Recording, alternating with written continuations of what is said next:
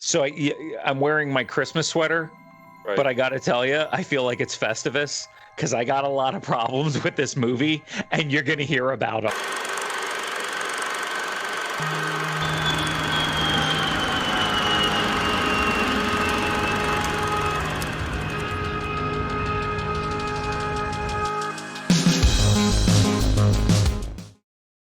You want to give a little recap of what this is?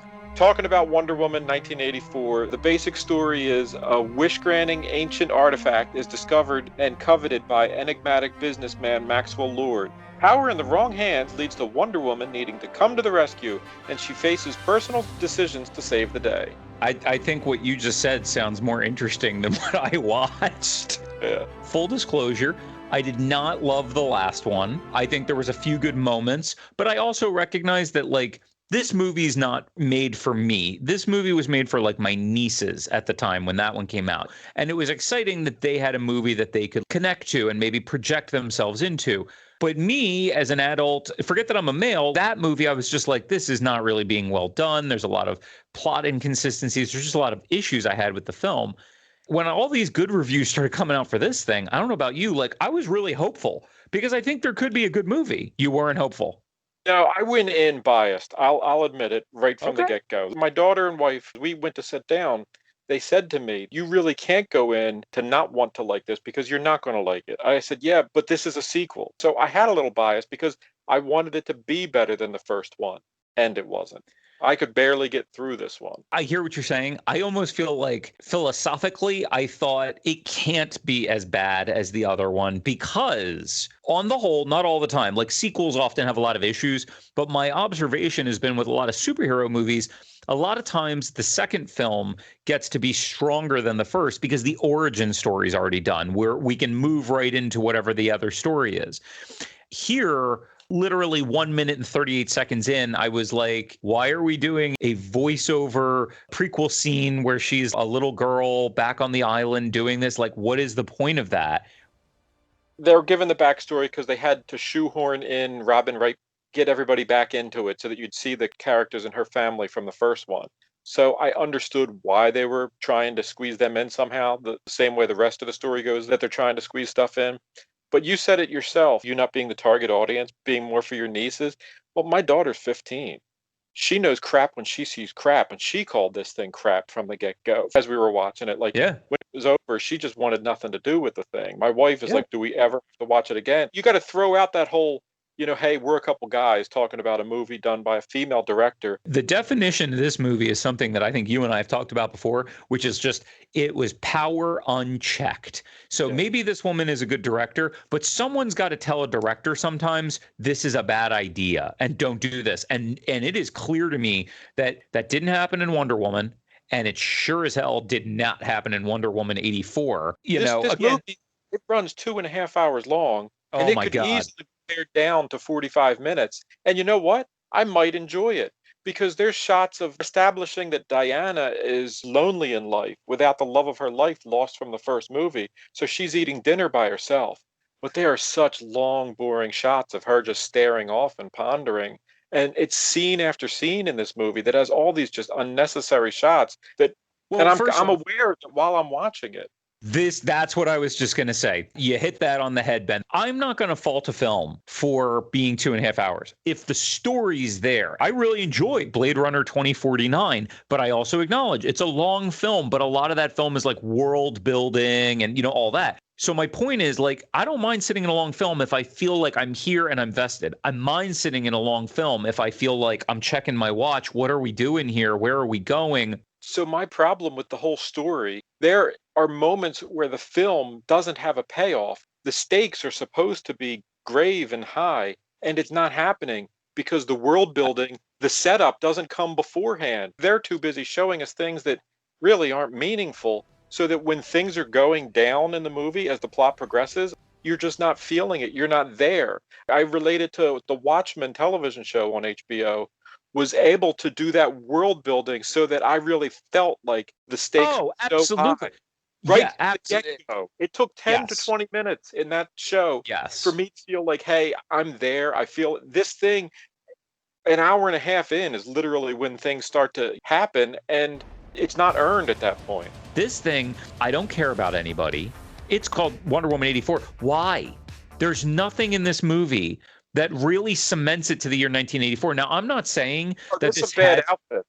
well, There's some outfits where it tries to be 1984, but but it's not successful. yes, 100%. But what I was going to say is like, I'm not saying your movie has to be drenched in an 80s soundtrack. I'm not saying that, but I'm saying it's very telling to me that there's no 80s music. There may be like one 80s song in the party scene, but past that, There's a yeah, remix of Duran Duran playing, which never that's what I really gets thought. going.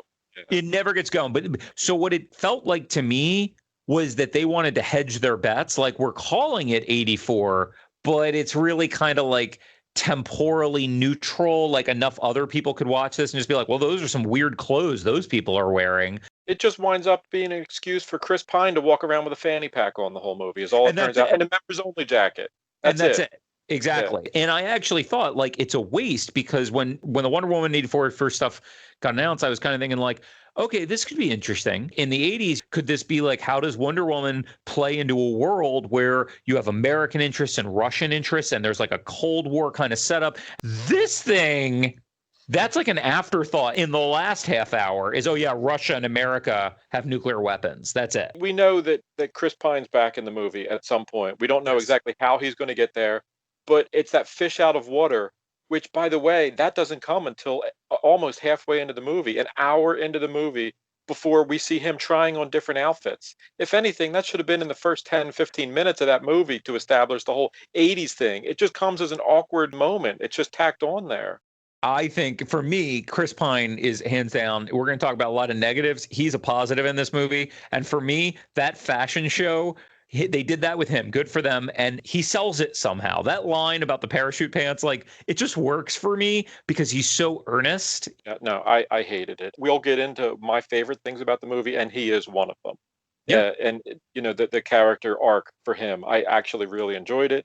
But the whole '80s thing, it just felt like fake '80s, Yeah. where the Joker really felt like the 1970s in New York, Yes. with trash piling up, the Yes. atmosphere created, everything about that movie. It felt like a period piece.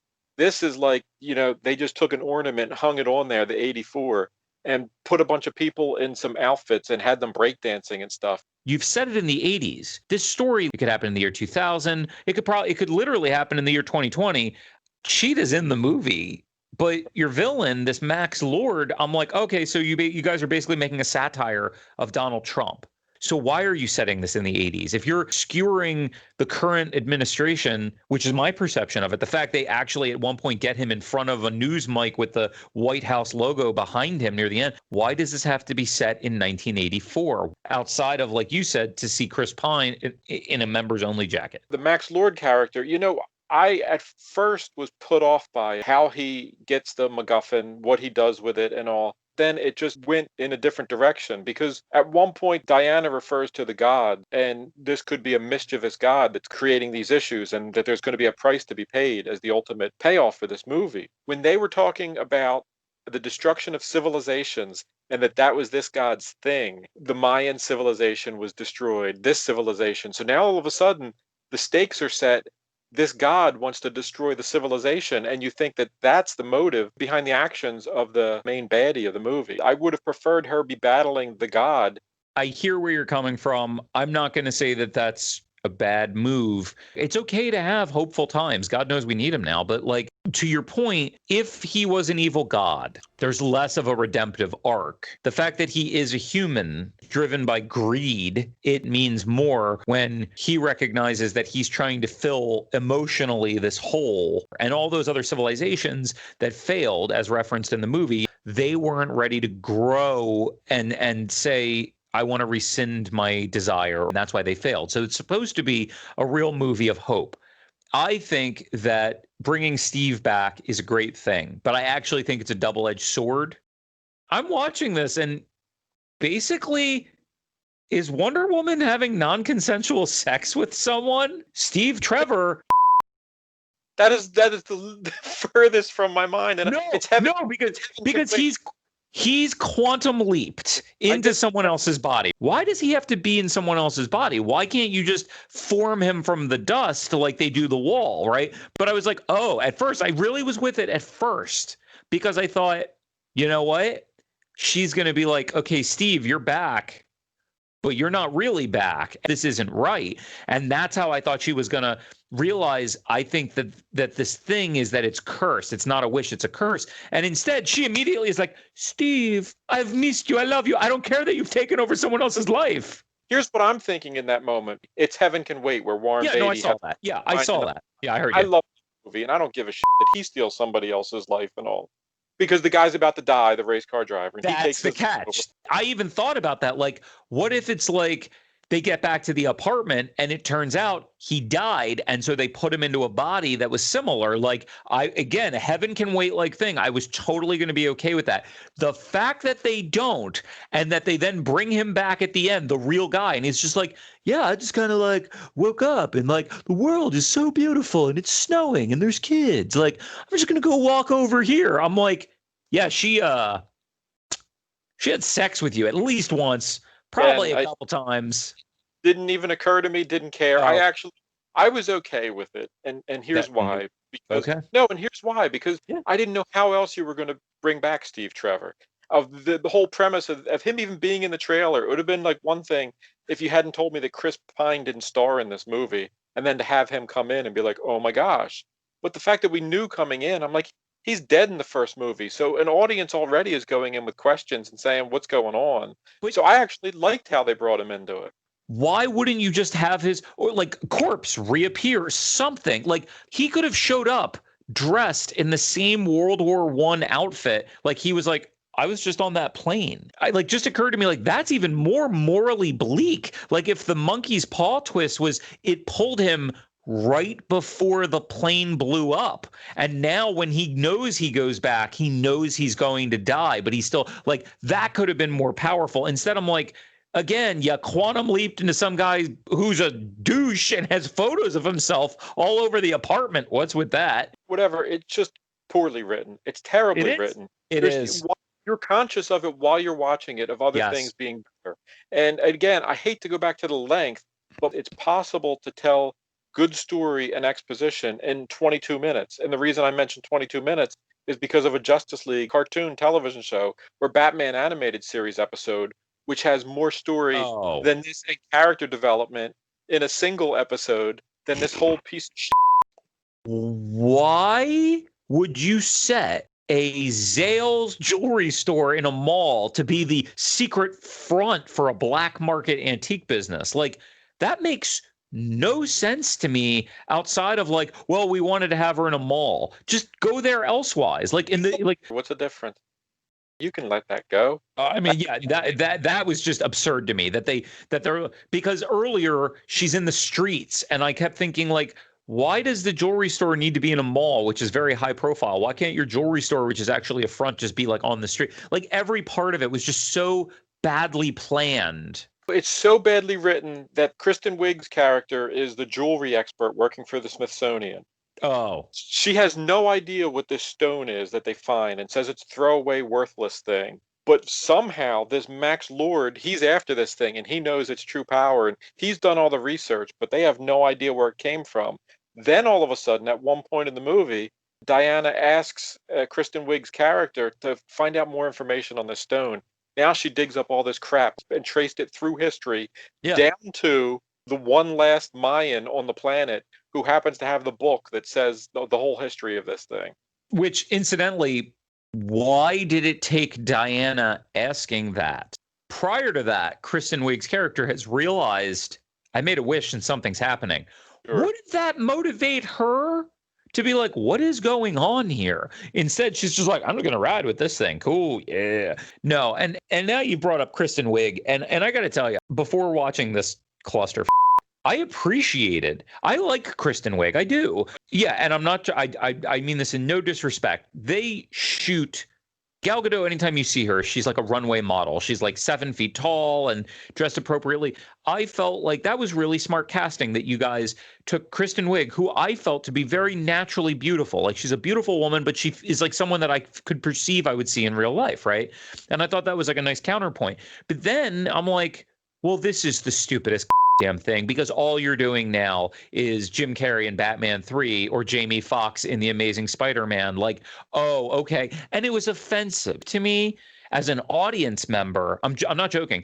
When in the beginning she meets Diana, then that other woman who's the head of the department comes out and she's like, "Do you know a Barbara Minerva?" And Kristen Wiig's like, "That's me. You hired me. We had several interviews." And the woman still is just like, Nice "Oh, meeting. yeah, nice meeting you." I'm like, this is absurd. This is absurd. Yeah, he plays exactly like a Tim Burton film. Who, sure, I'll wear it on my sleeve. I can't stand his movies, and these characters are two-dimensional. And that's the Tim Burton. only 1980s thing about this movie. It's a Tim Burton movie and has the tropes and the bullshit of a Burton plasticine bullshit fest. I thought of Jim Carrey as I was watching this thing in the him the bumbling scientist doing the bullshit stuff, and Ed Begley Jr. in that Batman Forever or whatever. It's the same bullshit, but guess what? That happened 30 years ago at this point. Move the on and make something creative here. I hated this movie. I don't even want to talk about it. Let's talk about something else. I just want to throw this out here. Batman Forever with Joel Schumacher. I know that though. I know, but Tim Burton produced this, and it.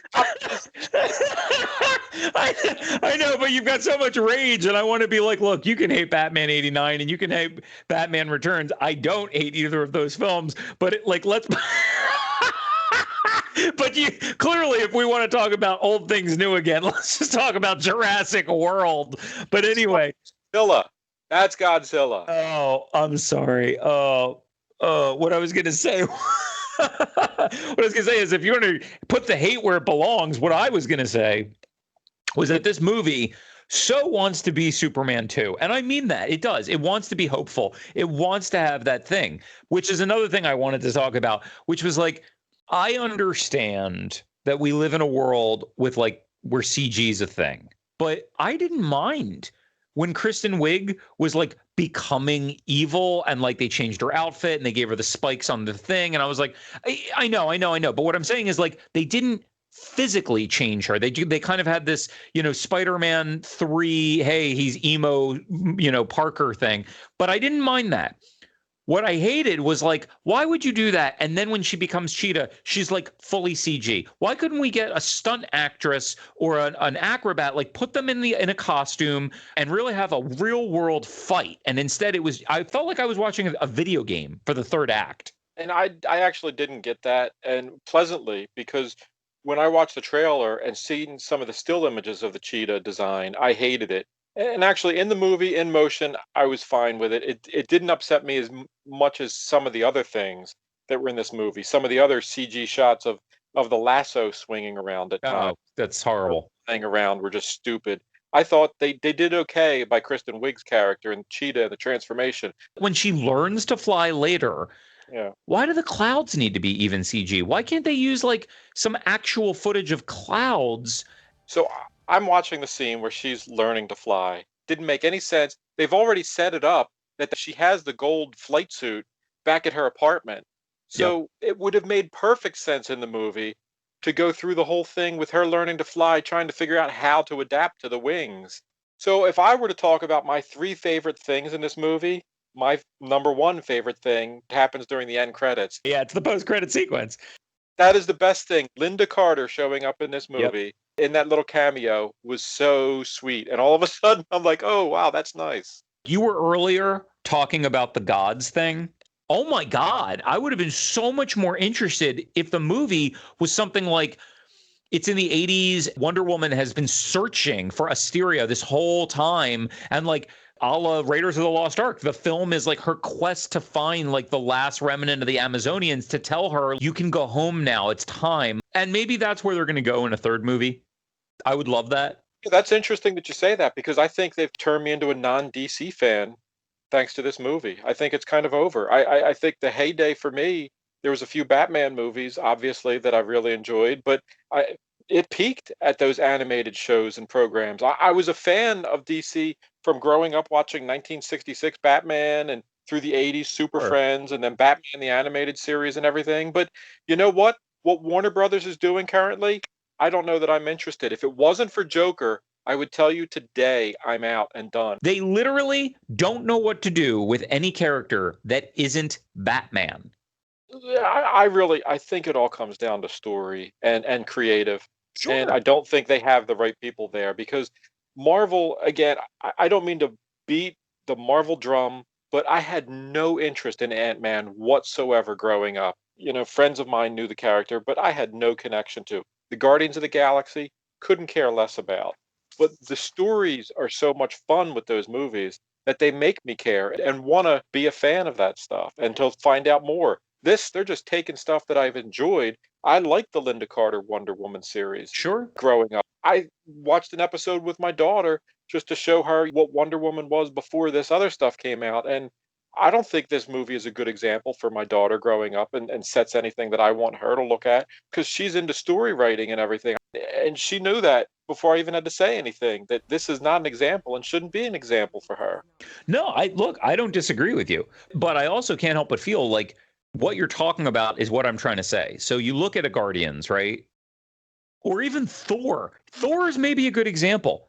Thor 3 is great because they realized we're going to turn him into the class clown. And it totally worked. They stopped trying to do what the other characters were doing. And that's also why Guardians succeeded, because James Gunn was, in my opinion, was like, yeah, this isn't the Avengers. We're at best the Breakfast Club. We're the kids who don't get to sit with the cool kids. Who at Warner Brothers is the Kevin Feige of Marvel? There's no one.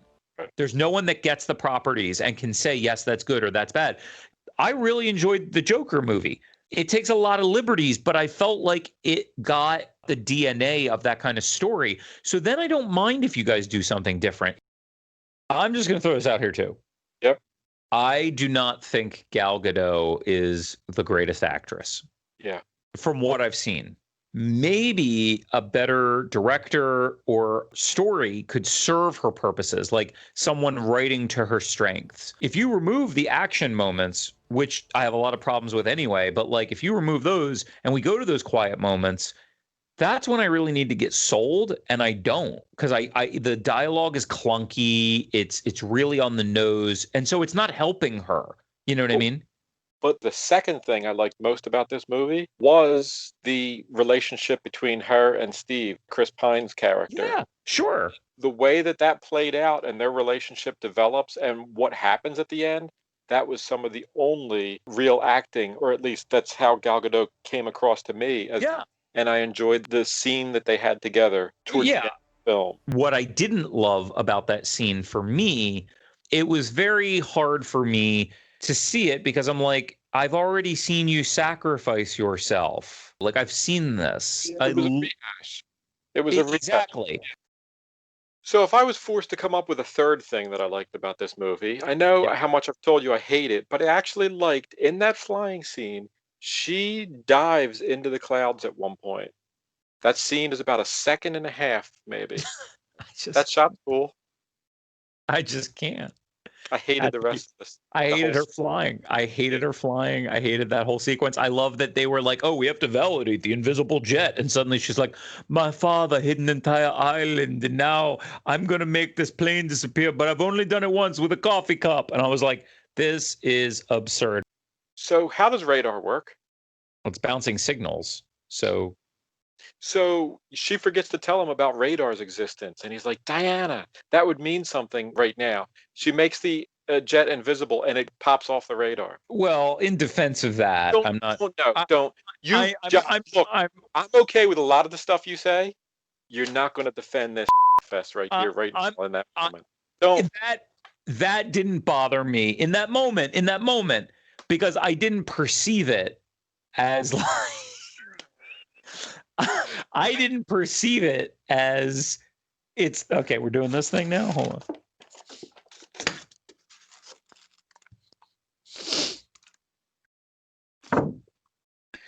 I didn't perceive it as that it was just invisible. And I'm being honest with that. I hated the whole thing because the island was invisible, and I'm like, yeah, but anything could have hit it. Like I actually had imagined it as like somehow this is now operating like in another plane of existence. It's here, but it's not here, and that's so to me. I was like, okay, the fact that it vanished optically as well as the radar thing, I was like, But that said, I kind of was like, why would a pilot from 1930 know how to fly a new jet? That doesn't make sense. And I like Steve Trevor in this movie. No. Why would a pilot from 1930 not know what a firework is when they take off in the jet and he looks down and she's like, it's the 4th of July.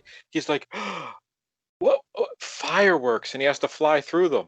I'm sitting there watching it. I'm like, fireworks were invented in the 15th century. I had to look it up. It was the 13th century. Yeah. My memory of that moment is at first he sees the fireworks and he's like, what is that? He might not have known. He knows what fireworks are, but what I'm saying is like in the context, he doesn't know this world, doesn't know what this could be. Like, is that mean something? Is it just fireworks? The fact that she says, oh, it's the 4th. I don't buy it. He doesn't know what a trash can is at one point in this movie. Yeah, that's pretty absurd. He's looking at it like, and he has the same look about the fire. It, though. He doesn't know what fire. Look, I love what Chris Pine is in this movie. He's one of the only good things. And by the way, again, he doesn't show up for until an hour into the thing. Yeah, the rules of the movie are just so inconsistent. You have a problem. All right, look, you have a problem with her taking over the body of the other guy. You have a problem with him not knowing how to fly a jet. I think instinctively he would have an idea, and he could have gotten away with that. My problem is the fuel range of a jet sitting there. Would he really be able to fly to Cairo or to Egypt on this one tank of gas on a small jet fighter? I don't know. Neither do I, but it's a question that I'm asking myself in that moment. But yeah, if I'm Googling the range of fighter jets during the watching of this movie, needless to say, it's not something that I want to even finish. The whole movie, there was never any real heart. I know you're saying that you found a couple moments of like maybe near the end of genuineness, but I just never had that throughout the rest of the movie. Like I never cared. They never told me a story where if they were subtle and it was organic, it's like, no, every part of this movie is so on the nose and it's so in your face. And the reason I'm upset, to bring this down, right, is that I think the character deserves more. I think the audience deserves more. I think you guys did a lot of heavy lifting in the first movie. This had the potential to be a good movie, and it isn't. It's a bad movie. It's a bad movie. So do you have anything that you liked about this movie? I think that Chris Pine was great. I think that he sold what he needed to do. I like the casting of Kristen Wiig, but I did not like what they did with her character. I did not like what they gave her to work with. If they had given her more in either the story or the direction, she could have really made an interesting counterpointed villain. And Melinda Carter, I really enjoyed her. I hated how they set it up. To me, it was really obnoxious and annoying. We just have this throwaway scene in the movie about the armor, and we know it's going to come back. And I was like, why are we doing this? But to get the payoff later with her, that made me happy. And those would probably be the only good 3 things I would have to say about this film. Like I said, the 3 good things, I agreed with Linda Carter. I like that 2-second shot of her diving into the cloud in that 2-hour and 30-minute movie. I enjoyed that 2 seconds in particular. Sure. And I liked how the Steve Trevor, the reincarnation, if you will, was handled. But I did think that was as good as we were going to get for the character. I know you had other ideas of it, but those were the things that I had thought about it. It's interesting how one of my good things is one of your bad things. But hey, that's why different things appeal to different people. This was not one of those moments where we were pleasantly surprised. So yeah. I'm sitting here, I'm wearing my Christmas sweater, and as far as I'm concerned, Warner Brothers took a really big dump and then said, keep the change, you filthy animals. That's what they did to me.